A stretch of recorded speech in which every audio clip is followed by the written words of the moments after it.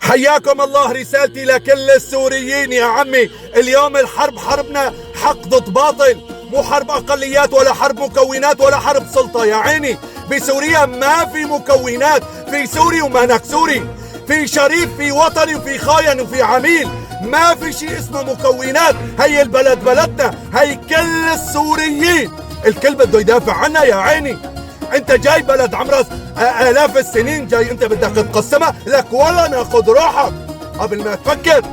من آلاف السنين العالم قدمت شهداء وقدمت دم مشان تحافظ على البلد، جاي انت بدك تقسمها؟ لك ولا لا انت ولا اسرائيل ولا مليون منسمح لك حتى تاخذ شبر. لا تختبروا صبرنا.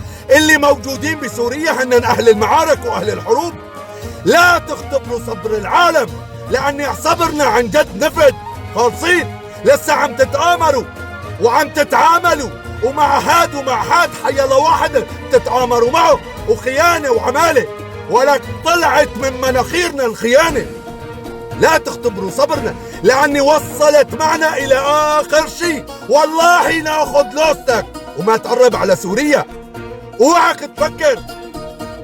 رجاء من كل السوريين يا عمي، كون سوري. هلا ايش بدي بدينك انا؟ ايش بدي باقليتك؟ كون سوري، كون من الاكثريه، لا تكون من الاقليه.